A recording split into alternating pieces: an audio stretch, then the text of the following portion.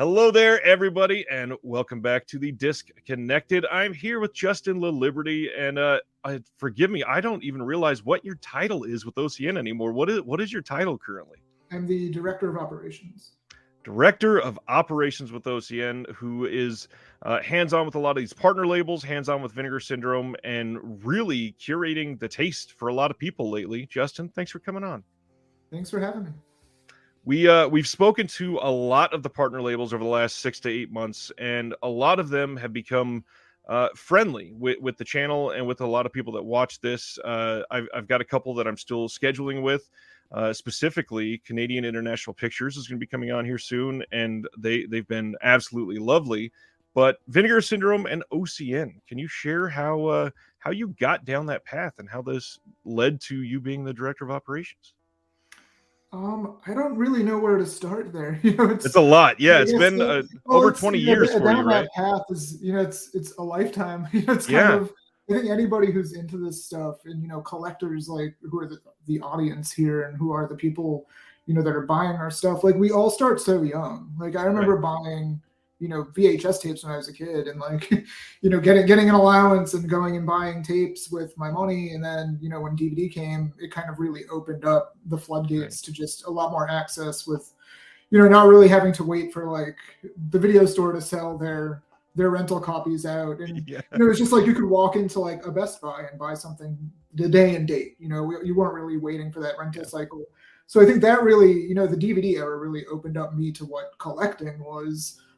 Prior to that, it was more just like, I was 10 and I wanted a copy of The Running Man to watch like whenever I wanted to. But once DVD came, it was like special editions, and like a lot of people, I latched onto those like Anchor Bay collector's editions and things like that. So it was definitely an early thing. Getting into movies in general was at early childhood, and then becoming a collector, and then as a teenager realizing like, this is the world I want to be a part of, when I entered kind of the job market and, and go into college and go to film school. So as a teenager, I started working as a projectionist at a movie theater, and then I worked at a video store, of course. So as I was kind of steeped in it. I worked in video stores, movie theaters, pretty much my entire professional life. For over the past 20 years, I've worked exclusively, well, not exclusively, but always at the same time as something else. So either I was working in or around movie theaters or, video stores, or I was working in a record store alongside working in a movie theater. So, kind of always focused on like some facet of media, in addition to movies. I collect records and comic books, and, we're all kind of like, you get immersed in one thing, and it's like, well, what else can I do? And like, where can I put it all? But yeah, I mean, that's really, the genesis is really just loving movies. I mean, that's really how it all starts. And then, you kind of graduate. You go, it's like, well, I'm going to work here and I'm going to do this thing. And then I went to film school, and then I went to school for film preservation to be a film archivist. And that led me down into like the greater New York area. And I started programming and projecting. We'll get into a little bit more of that, I think, later on. But ultimately, what ended up happening is Vinegar Syndrome started, which I instantly, kind of set my eyes on. I had just come out of film preservation school, saw the crowdfunding campaign for Lost Films of Herschel Gordon Willis. And that was like my area of interest. When I was going to preservation school, and when I was kind of doing my more like independent scholarship, was around like preservation of erotic films or, kind of forgotten exploitation films, things like that. So I really wanted to kind of hone in on like what they were doing and just follow, along as much as I could. And when I ended up working for Alamo Drafthouse as a programmer, I got a little bit more connected with them, started, programming some films from the collection. And then one thing just kind of led to another, and I left one for the other, and here I am. Speaking of the archivist and programming side of things, about almost 2 years ago now, you did a really great interview with the podcast They Live by Film, and I'll link that in the description below. They're friends of the channel, and it is hoping today I'm hoping that this will be a bit of a supplement to that, because a lot has changed since then. Obviously, we've been hit pretty hard by a pandemic. Your role through a lot of these partner labels seems to have grown exponentially since then. Vinegar Syndrome seems to have grown quite a bit since then. Can you speak on how the last couple of years seems to have affected Vinegar Syndrome with the pandemic and with Obviously the whole collector's market seems to have changed pretty rapidly for a lot of these labels.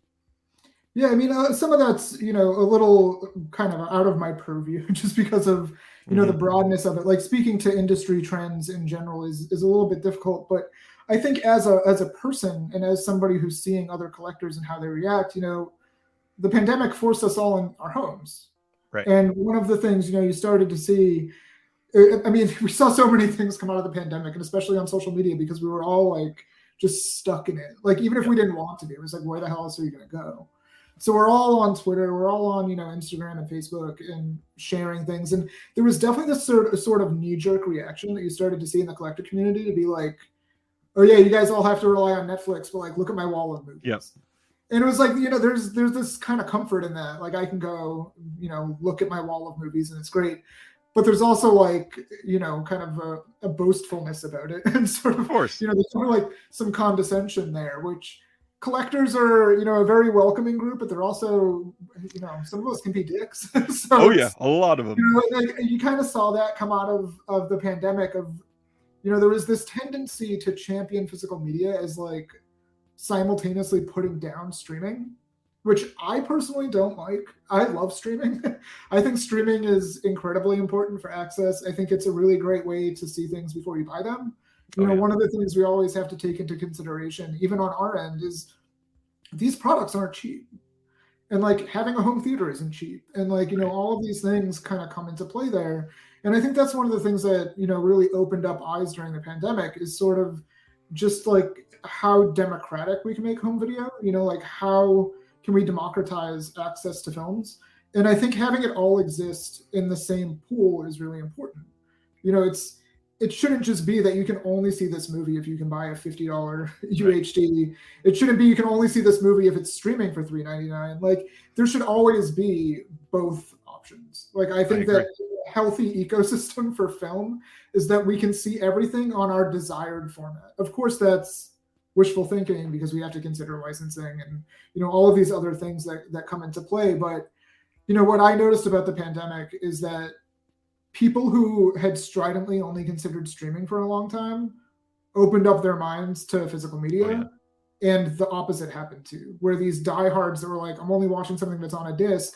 We met, supply chain issues. We met store stock issues. It became the type of thing where it's like the people who wanted to buy something might not have been able to, and they had to rely on that Amazon or iTunes rental. And the people who liked to only rent things realized not everything's available to stream, and your internet bandwidth sucks because everybody in your apartment building's now on Zoom. So now you have to go buy a DVD. And I think that's what really happened to me during the pandemic is that these things got democratized and home video companies saw a boost because people who didn't traditionally buy discs were buying discs. And then streamers also saw a boost because people who weren't home all day were now home all day and needed something to do to entertain themselves and or their children and so on. So I think I guess that does speak kind of largely to industry trends in the pandemic, but just from a personal level, that's what I noticed is that people started doing the thing they weren't always comfortable with or used to. Right. And now we're seeing this more harmonious kind of system that we're all a part of, which I think is great. I love it. I'm a big fan of the social aspect of film and what we can gather with it. And with streaming, I have fallen in love with the idea of bringing people together that access would be non-existent without streaming. I live 1,200 miles away from my sister, but we can have a watch party every single week and watch the same movie and be on FaceTime at the same time. And it's legitimately one of the most endearing and really loving ways to continue relationships in this day and age. And it's just fantastic to see that we have access to a lot of those things. Yeah, I completely agree. And with the pandemic, obviously, a lot of people were able to discover that. But the discovering of some of these more niche boutique labels, we have so many to choose from nowadays. And OCN, obviously, is a big hub for that. We've gotten over 20 partner labels over the last couple of years. And there have been, I don't even know how many releases. It's hard to quantify at this point. But with the amount of cinema that's come out, you are literally like taking the pulse of the taste of a lot of these collectors. Can you share maybe some of the feelings that you've seen from that? Because I can't imagine just the overwhelming satisfaction with seeing an unknown film suddenly have 500 reviews on Letterboxd that pop up over the following weeks of putting something out. Yeah, I mean that makes it all worth it. It's a lot of work. Very probably obviously, but at the same time, I think some people might not know the amount of work that goes into kind of managing something like this and what all the labels do. I'm here as like a facilitator. My job is really to kind of oversee, it's an operational position where I'm overseeing how everything operates, scheduling, manufacturing, getting things out, promoting it. Sometimes I work in tandem with labels to produce extras or help acquire content. So I'm kind of like all over the place in this. But I think, it should go without saying. And actually, it might not go without saying, because I think there still is some discrepancy where there's a lot of collectors and customers do think that, Vinegar Syndrome runs the labels, and that is not true. These labels are all their own entities. They are all their own companies. They have very gifted curators, people who really care that are in there, who know a world of content that I don't know. You brought up Canadian International, and you look at them, or you look at a label like Connie, and they're bringing films to me that I've never heard of, that I didn't know existed. And I've seen a lot of movies. I watch up to 1,000 movies a year. I watch a lot of movies, and for me to be able to to get content in as special features, or get films that are, feature films, anything that I'm getting in and I'm going, I haven't seen this before and it's amazing and I can't wait to share it with people. That's the best feeling, because I'm seeing things that if I'm seeing them for the first time and reacting that way, I can't wait to see how everybody else is going to. So it's almost like I'm just getting this window into, what's going to be coming up. And sometimes, that extends to just previewing things and saying will this work or will this won't. And sometimes that, is just this is definitely coming out. This is what I think of it. This is amazing. Nice. And that, what you're saying about seeing the reactions of people, that's really the best possible case. That's what you want to have happen. Right. And when I was programming, you kind of got that sort of instantaneously. And you could really read the room. If you're in a room with 200 people and 190 of them have never seen the movie before, you're really thriving off of those reactions of that audience. And even if it's not a reaction heavy movie, typically comedies and horror movies are what you're getting the most audible reactions to. But even in, dramas or, kind of more tense thrillers, things like that, you can still kind of gauge how people are reacting, how they're shifting in their seats. And you start to really learn to read body language. Right. But with home video, you don't get that. You're really reliant on that forum response, on places like Letterboxd, even IMDb reviews. You're really reliant on waiting. It's a game that really rewards patience, and you don't know what's going to happen. So you can work on, we work so far out that you can work on a release for months and have no idea what's going to happen when it goes out to the public. And then when it does and you start seeing those reactions come in, it's so rewarding. Whereas with a movie screening, it's how people are reacting the minute, as it's happening. With the programming, and of course you mentioned Alamo Drafthouse earlier with your time there, is there any exciting stories that you remember of programming or screening something that was just this visceral reaction, or perhaps a slate that you're particularly proud of showing that seemed to hit it off with the crowd?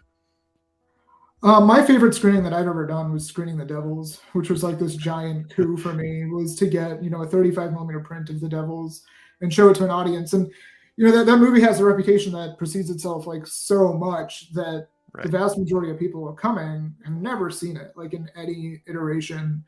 And to have a room full of people watching that movie for the first time is just an unreal experience, because not only are they watching it for the first time, but they're probably watching it for the last time, or at least the last time in a theater. So it is just this kind of when you look at a movie theater as kind of this consecrated space, which I think is a way a lot of people, cinephiles look at movie theaters as these kind of sanctified spaces. It's almost like going to church or something, which there's actually that interview recently with Nicolas Cage and John Carpenter, and he talks about going to the movie theaters like going to church. And I think a lot of people see it that way, which is kind of an interesting way to look at the Devils, which is like notoriously blasphemous. But I don't think Ken Russell saw it that way. He saw it as like this reverent, work. Right. As a very religious person, he was like, well, this is just what happened. Like, it's not, so controversy aside, just like watching that movie with people who had never seen it before, and then having that palpable feeling in the theater of like, you're witnessing something that's like only happening this time. It's like a lot of times you can go to like a repertory screening, and if something's screened on film, there's still that tangibility to it. Like, you're still watching this, object run through a projector that's like never going to look as good as it did, this time, because there's always going to be something happening to it. But with the Devils, you're watching this movie that like you all very well know that you could potentially never see this again. Right. And I think like having that air in the theater is like a really incredible experience. Yeah, so that was a highlight. And then, the fun of programming, especially programming film prints, is that you never know what you're going to get. So like I played 48 hours and the print showed up with like Spanish subtitles. There was like, I tried to play Judgment Night on film and they just sent us the soundtrack. So there's always kind of like fun, weird things that happen. Right. I had gotten a print in of Bad Boys, the first one, and it was missing a reel. So we had to find a way to cue it up where we played like the first 4 reels on film, and then we had to switch to a Blu-ray to play the 5th reel and back film again for the 6th reel, which anybody who's ever like done projection, that's like a very difficult feat to pull off, to have things down to like the second of the changeovers. And, our projectionist pulled it off, which was really great. So there's a lot of things like that just kind of happened that are really fun. I played Thundercrack, which has hardcore content in it, and watching that with an audience that was like eating food was really amusing. That was an experience that now watching that I can like only smell buffalo wings. It's just like kind of gross. But yeah, there's always just these things that you can just never predict it. You never know like what the turnout's going to be, what those audiences are going to be like. You don't know what the material is going to be. If it's a print, Right. You don't really know what you're going to get until it comes in. So I always loved that, of just like kind of the unknown. And then just series programming is what I really gravitated towards. So I did a lot of like really long running series. Like I did a really long old New York City series. And then I did this 3-month long buddy movie series, which was like everything from the Defiant ones up to like 21 Jump Street. So I really always loved like putting together these really long kind of exhaustive programs. And you can see it all. Anybody who's on Letterboxd, I have a list in there that's like all of my repertory programming from my time. So it's a very long list, and it's pretty all over the place. So, if anybody wants to look at it, it's there. And then a lot of my lists that are on there, a lot of them have something to do with what I was programming back then, because they're just lists that I generated and then programmed based on them. Well, this is the perfect time to mention your Letterboxd is like a goldmine of educational content for people that are just getting into some of these things. There are lists of, great female filmmakers. There are lists of, some of the best adult films. There are lists of some of the best. There's one list that I had to copy because I didn't want to lose it just in case. I think it's. What did you call it? I think it's horror content with adult scenes or something like that. I know the like hardcore horror, erotic horror. Yeah. There are so many great little nuggets to pull out of there. And what's great with your presence is that on Twitter and Facebook, you seem to have this relationship with people that are in this hobby, that you are in a similar way that I strive to be, sort of how you are, gentle in your approach to other people, but also in a way that is educational, because there are so many people that we don't know their experiences. We don't know how they're getting into film. Is there anything that really made you approach a lot of this in that same aspect? Because it seems like you are just this welcoming soul that is really nice to see as an ambassador for this sort of hobby. It's a very broad question, and I know, but yeah, I mean, it's just one of those things where, like, you always want to treat people the way you want to be treated. Like, I've been doing this for a long time. Like, I've been kind of obsessed with movies for 30 years, but I know most people haven't been. It's, you just kind of have to take it. And, at the end of the day, like, what I want is for people to appreciate what I appreciate. Right. I don't care if you like it. Just like, there's a difference between appreciating it and enjoying it. And Absolutely. so, like yesterday's Sight and Sound, like, I knew that was like going to get brought up. perfect example of that. Like, I love Jean Diamant. Like, I think it's entirely deserving of where it is. And there's going to be plenty of people who are just like, well, Vertigo's better, Citizen Kane's better, like whatever. Right. That's all beside the point. Like, it's not even a contest of like the best to me. It's just the potential to dismiss something that you're either uncomfortable with or ignorant of never crosses my mind. And I think shunning people or making people feel stupid or uneducated is the perfect way to perpetuate that.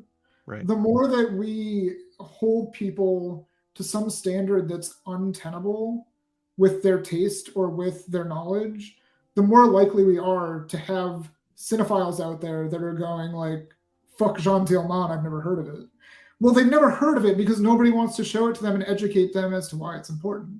Yep. And if the reaction to people that are decrying the results of the Sight and Sound poll is to shrug off all of these people that are like, why is this movie number one? Instead of telling them why and like educating them and pointing them to like Chantal Akerman's books and her movies and saying, maybe you shouldn't start with Jean Diamant because of how big and challenging it is. Like, start with something smaller and get there. Or even like start with somebody else's films. Right. Start with like Varda films and then like inch your way up to Akerman. Like, telling somebody, oh, well, you don't understand it, like, go watch it, and then have them sit through this over 3 hour long, extremely challenging movie. Like, we need to not forget, like, this isn't the kind of movie people are used to that don't watch this stuff. It's not Vertigo. It's not Citizen Kane. And like, those are already still challenging movies. Like, Vertigo's a genre movie, but it's not today's genre movie. It's not The Departed. Like, it's not what people are used to that are like, Gen Z or, not to be ageist or anything, but like, I think just the way contemporary culture is and the way like our media is like a lot more hyper.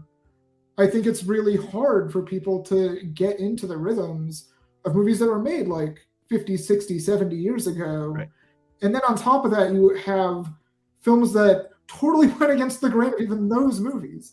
Like, Chantal Akerman was not making movies that like Alfred Hitchcock was making. She was making movies that were so out of the like left field and for an audience of like intellectuals and honestly like mostly herself that you can't really expect people to just approach these things and go, oh, this is now my new favorite movie, because that's not going to fucking happen. Like, it's not going to happen. Like, they need to be led to it. They need to be like nurtured, and there needs to be this open conversation. Like, the discourse is really important. And I think the problem we have now is our discourse is film Twitter. And film Twitter is more like the bully on the playground than like an open conversation, like in any capacity. Like, I try on Twitter to be someone who's like willing to answer questions, willing to point people to what they're looking for, and just never try and put anyone down. That's not to say that I'm not like some patron saint of like home video or anything. Like, I can have my moments where, it's like, if people are being frustrating, like, I'll just be like, leave me alone. But, there's definitely a tendency, I think, in this culture to kind of hold people to a standard that they shouldn't be held to. Like, we need to think of like when we were budding cinephiles, like when I was a teenager, like when I was starting to see these movies, I didn't have Twitter. Like, it didn't exist. Like, I didn't have anywhere to go. I read books. I opened up a book, and a book is non-judgmental. Like, I could open up a book, like a film guide. I could look at film lists, and I could go, I'm going to watch all of these movies in order because they're in this list. And that was my film education. I didn't have people to go to say, like, watch this first. And I wish I did. So I just want to give to people what I didn't have when I was learning this stuff. Well, it shows, and that's all I wanted to shine a light on. Is it's definitely nice to see somebody that's an ambassador that is like that. And to be frank, I mean, what you said earlier, a lot of people in this hobby are gatekeeping assholes a lot of the time, and unfortunately, it has a tendency to come with an air of pretension and condescension, and that can turn people away from what may be about to be their new favorite movie. And times have changed a lot in the last 40 years, and not just for the type of films being made, but when Ackerman made a lot of the biggest, most important films that were made back then, we weren't talking about YouTube culture with ADHD brains on people that can't sit still for more than half an hour without touching electronic devices in their pocket. So cinema and society as a whole are facing different problems, and the way that we approach that with people trying to educate themselves is going to be important for this next generation primarily. Yeah, absolutely.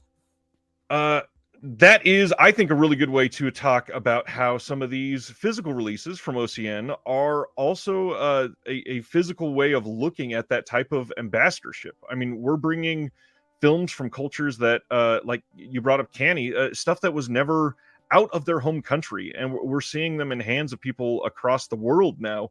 Are there any prior partner label releases that you think are perhaps important or can act as a really great film education that people have not paid enough attention to that you want to shine a light on? Honestly, it's hard for me to just like separate things. I'm so like steeped in it kind of as like a whole that it's a little hard for me to go like, these are the ones that are the most important or anything. But it's like for right now, I think, the things that I really love to see is marginalized voices being amplified. That's one of the things that I've always kind of loved seeing with home video is that, films that didn't get much of a theatrical release or weren't championed during that release, as much as they should have been. It's just kind of seeing them come out in like a format that really shines a light on what they can offer.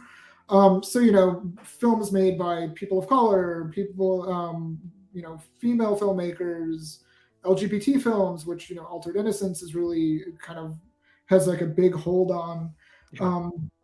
So there's all of these different films, and you see like what AGFA's been doing with their releases, like the box sets for the Doris Wishman films. I think are a film school. Like I think that you put those 3 volumes together, and you want to you go to college and take a course on a filmmaker, and like one of the things I've been loving lately is just seeing these like big comprehensive sets come out.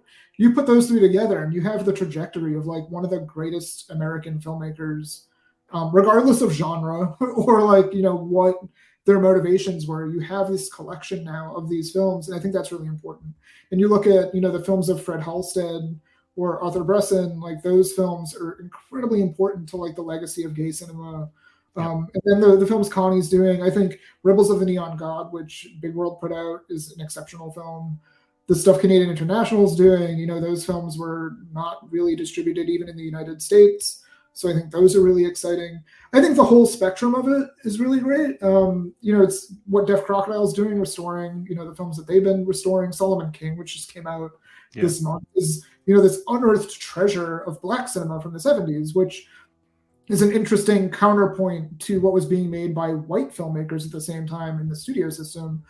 So if you go through, the nice thing with the OCN catalog is if you go through it, there's almost a point to be made for every single film as to why it's there and why the labels put it there.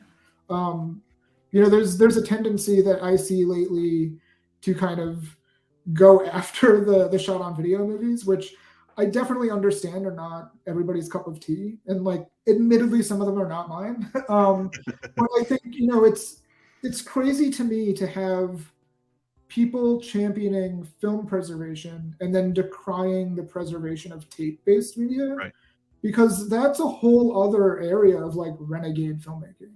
So, we have this weird cultural point where film has always kind of been like, put up on a pedestal.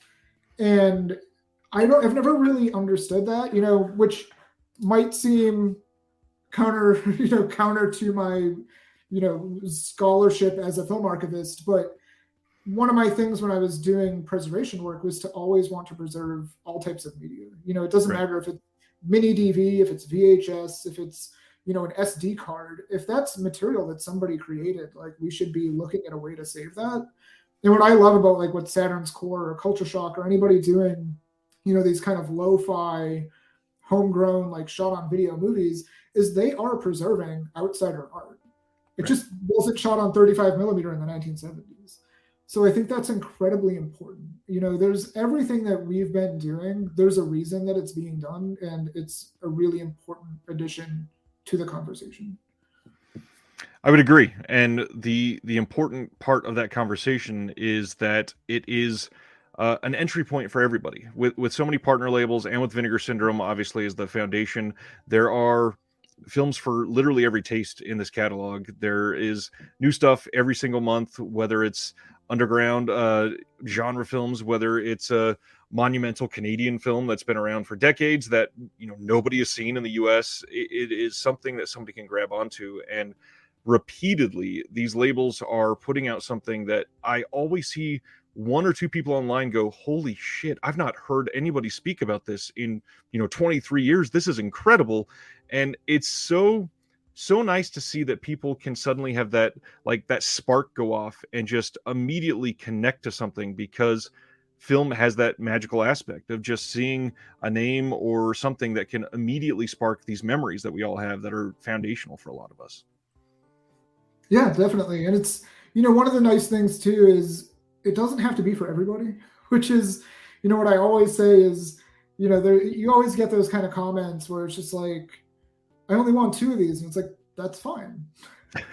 I don't buy everything. Like, I don't, go on, like, when Criterion do their releases every month, I don't buy all of them. Like, I collect what I want to collect. Like, I don't buy or even seek out everything. It's impossible to financially afford to buy every disc release.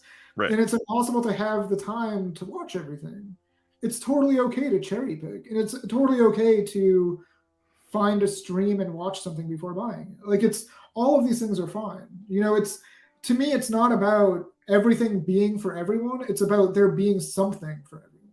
Exactly. Like, there should always be like, I want any fan of film or any consumer that buys discs to be able to go onto our site on the first of the month and find something that they want to see.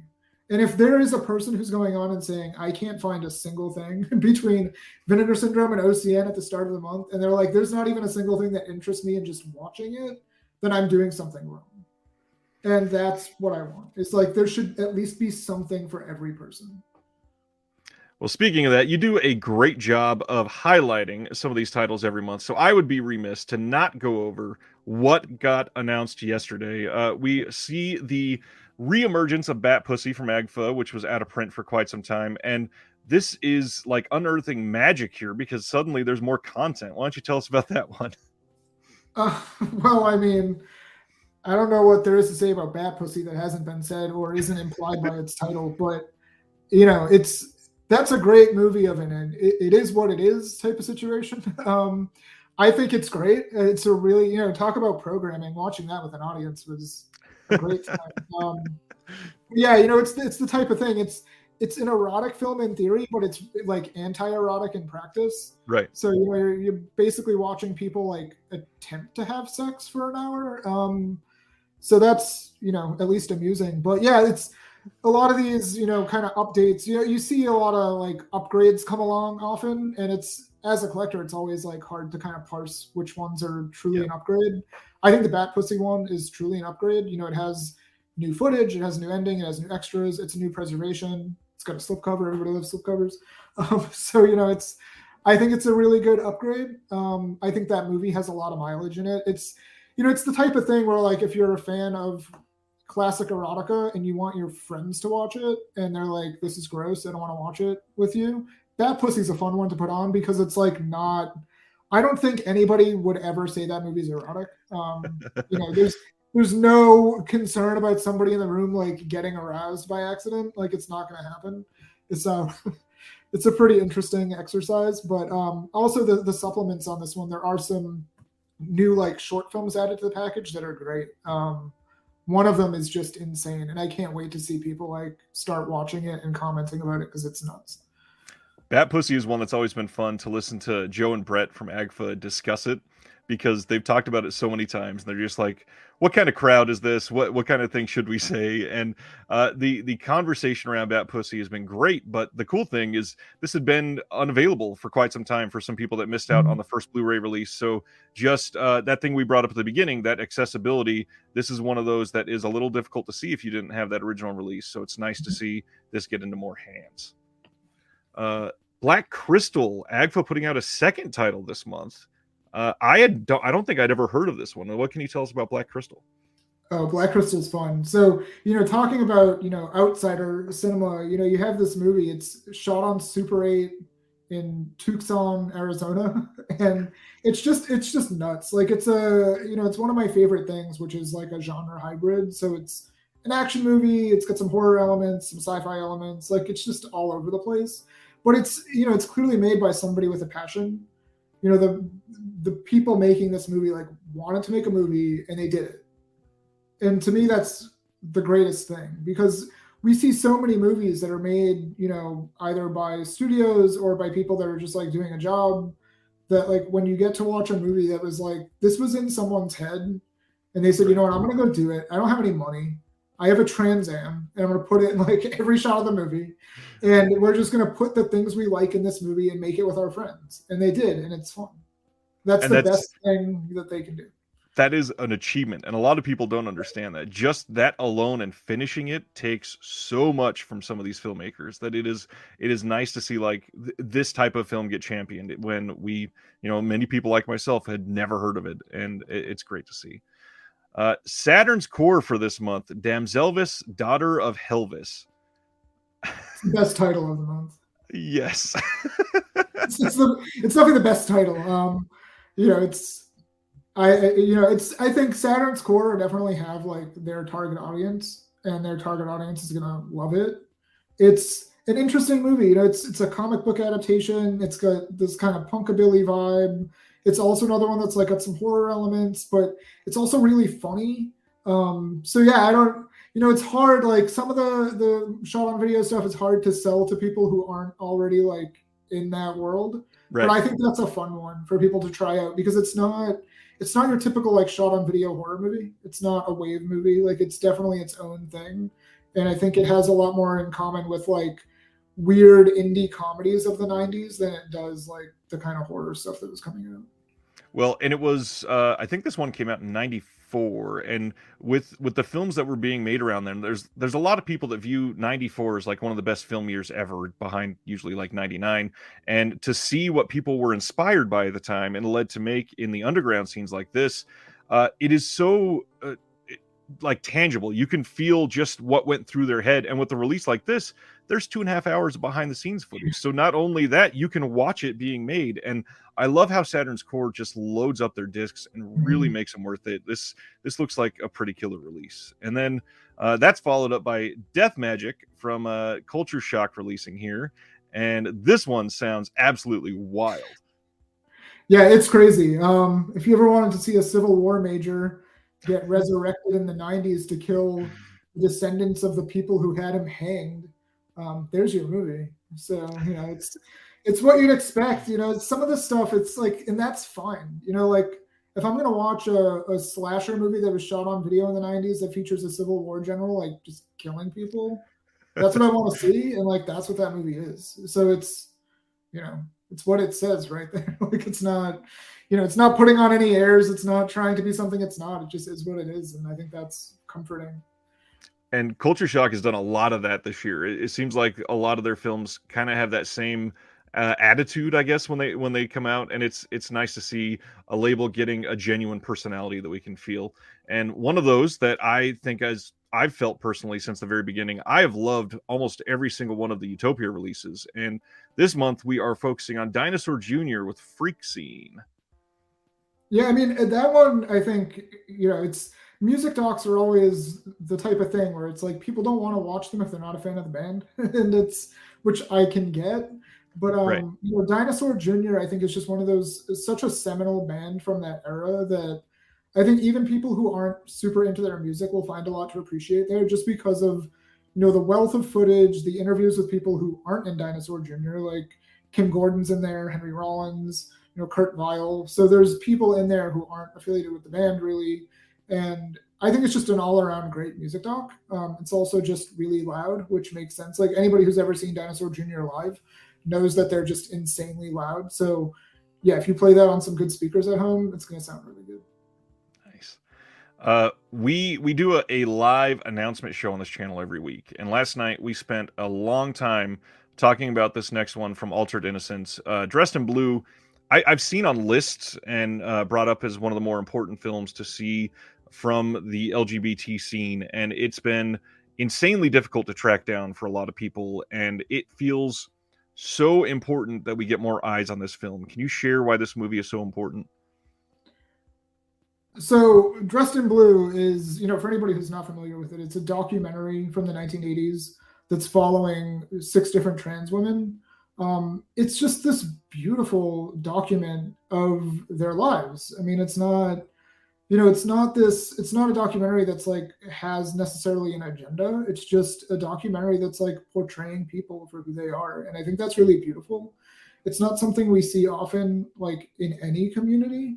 So to see it here, I think is extremely important. And to have it just actually available is, that I think it's one of the most important home video releases of the year from any company. Wow. Is to have that movie just finally be accessible. And it looks great. It was shot on film in the 1980s. The restoration's beautiful. Like it's just an all around great movie. It's the kind of thing where, there's going to be people who like won't watch it just because they're either not interested or they don't, care about the content. And like, I think anybody should take a chance on it. I think you'd be hard pressed to find someone who wouldn't be moved by that movie. Wow.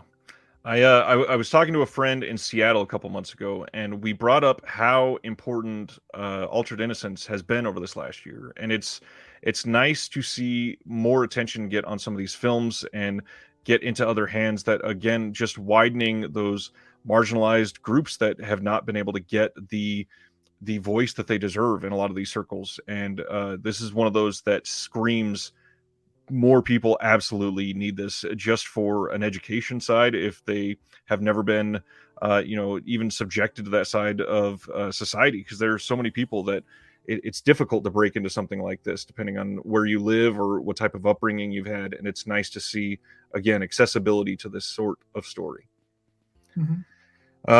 ETR Media, Lieutenant Jangles. This is one that had a previous Blue release from Scream Team releasing, I think, in the US, and I had that release. And this movie is fun as hell. What can you tell us about Lieutenant Jangles? I mean, it's a comedy. I think a lot of people are going to go into it expecting it to be like a through and through action movie, and I think it's more of a comedy. I think it like definitely is more of a comedy than it is an action movie.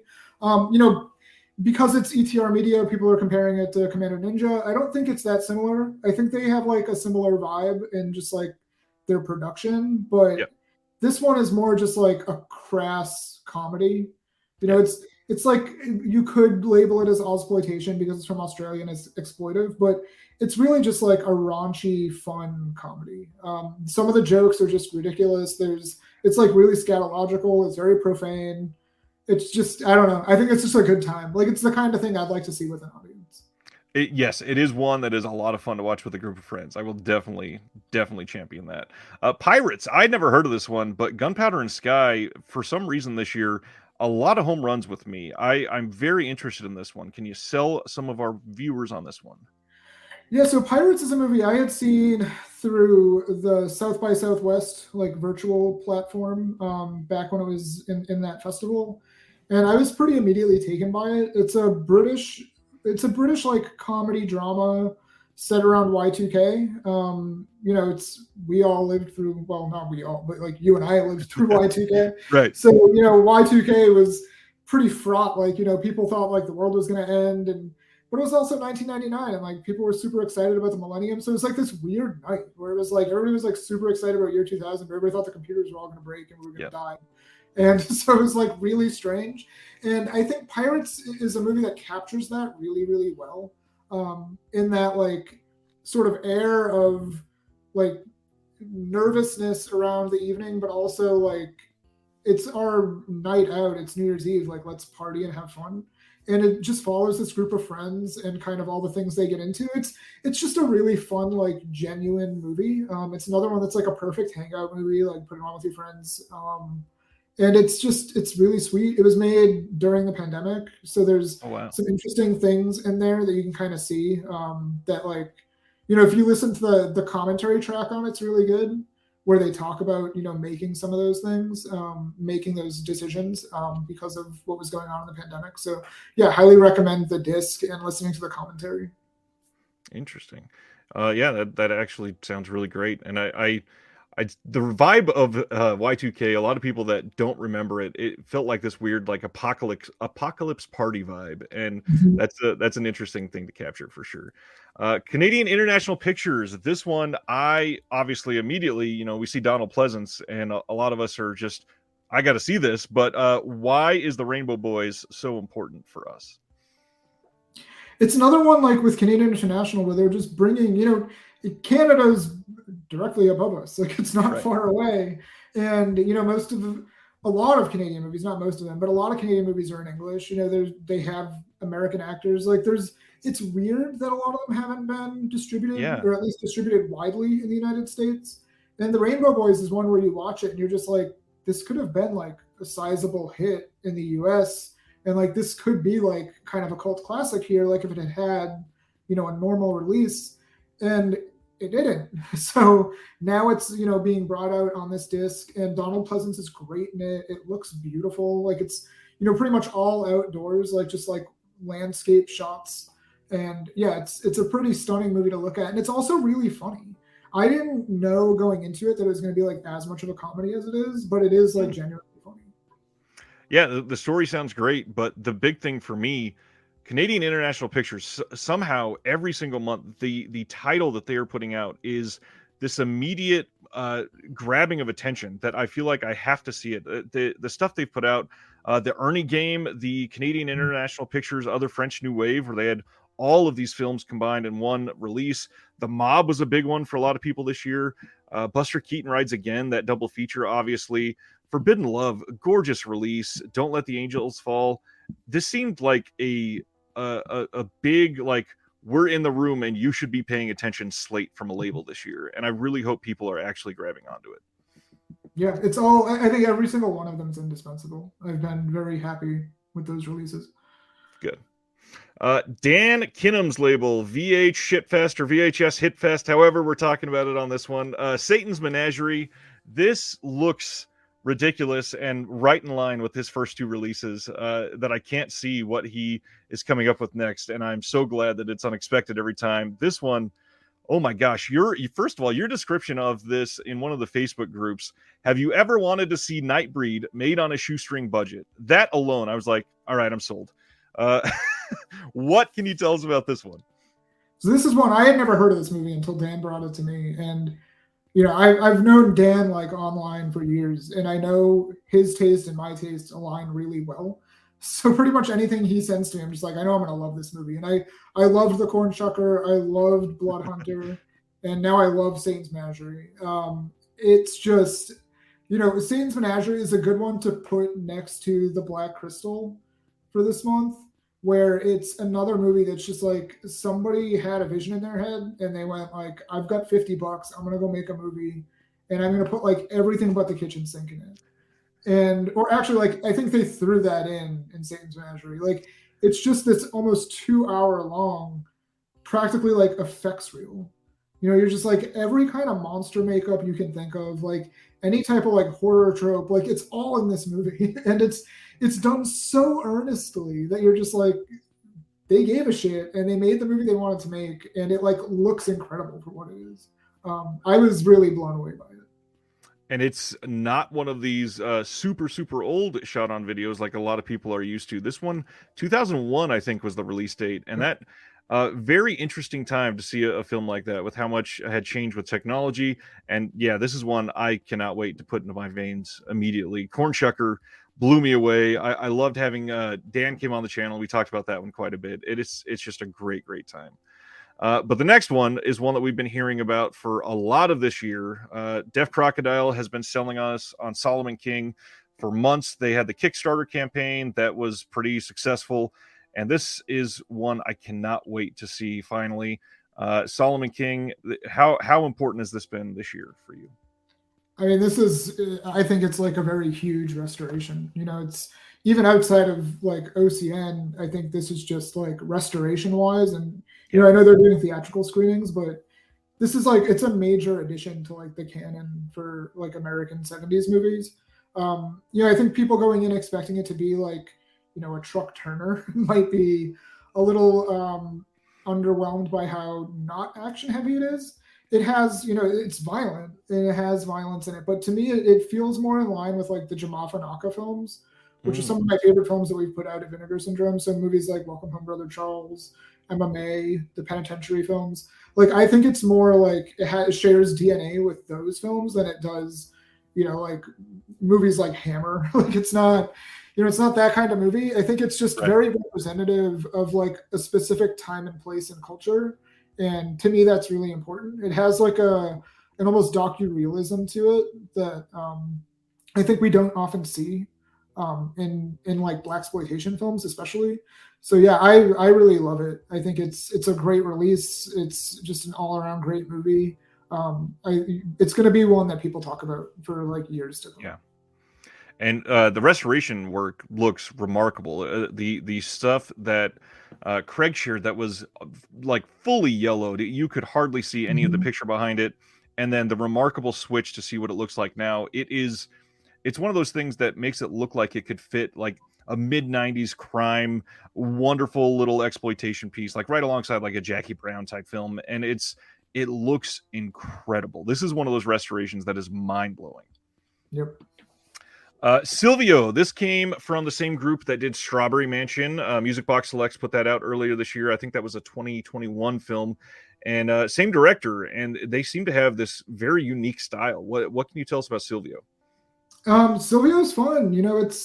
It was kind of like came about alongside a bunch of shorts with the same character, and I think it's a really fun movie. It's a very specific brand of comedy. People who liked Strawberry Mansion will definitely like Silvio if they haven't already seen it. But yeah, it's just like a very specific brand of humor.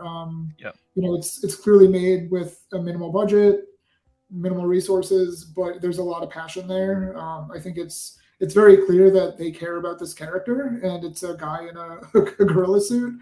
So I find that charming. I think it's really rewarding to me to have people just like make the things they care about. But yeah, I also find it really funny. So, comedy is a hard thing to kind of sell to people because our reactions to things are so different. But I think Silvio is legitimately funny. And a lot of the ones OCN has put out in the last year have been great. Like Inspector Ike from Factory 25 really hit hard with a lot of us. Gunpowder and Sky have had a handful that have just been amazing. Like to see a nice release of The Little Hours is great. One that was criminally underseen when that came out. It seems like it came out with little to no fanfare, and considering the cast, that was incredibly surprising. One that really hit home with us during our show last night, we spent a lot of time talking about Uncle Kent 2 and why we have not heard about anything surrounding this. I would love to hear your take on this because this sounds ridiculous in all of the best ways. I love Uncle Kent 2 with all of my heart. Like I will say that like full stop. So when Uncle Kent 2 came out theatrically, that was back when I was programming at Alamo, and I played Uncle Kent 2 for an audience of very few people. And I was obsessed just in how it handles its metatextual elements, the type of comedy it trades in. I love the Heat, referencing the key art that they made for it.